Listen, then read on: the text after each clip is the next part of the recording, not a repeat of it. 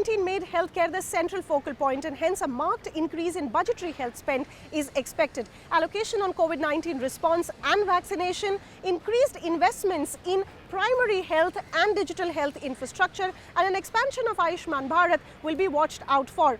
The industry also demands tax breaks and easier loans and lands for setting up hospitals, as well as more SOPs for local manufacturing of drugs and medical devices.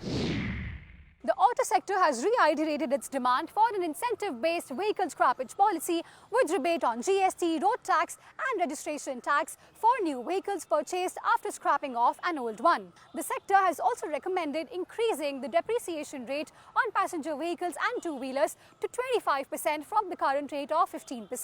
Moreover, the sector will be keenly awaiting details on the PLI scheme on the auto and auto component sector to really kickstart investments in this space, as well as for clarity on EV adoption, battery manufacturing operations in the country, and for a comprehensive charging infrastructure. The insurance industry expects an increase in the FDI limit to 74% from the current 49%. Also, general insurance companies expect doubling of the income tax deduction limit under Section 80D for health insurance premiums and a separate IT deduction window for property insurance premiums. The FMCG and retail sector expect increased spending on the agriculture as well as the infrastructure space, also a cut in income tax to boost the overall demand. And finally, it's best not done, but if any, then only a mid-single-digit hike in terms of excise on cigarettes.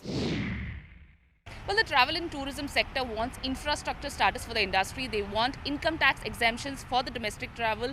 They want export earnings to be made tax-free, and they also want creation of a national tourism council. For aviation sector, they want ATF to be brought under GST. They want removal of excise duty from ATF. They also want removal of IGST on re-import of parts. Overall, steps on privatization are also expected.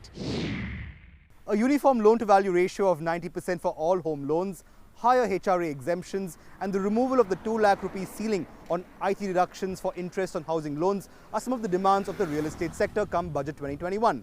On the infrastructure side, the hope is that the government will introduce a line of credit to states to invest in the national infrastructure pipeline, while also introducing operational subsidies to public transport operators to tide over COVID-19 losses.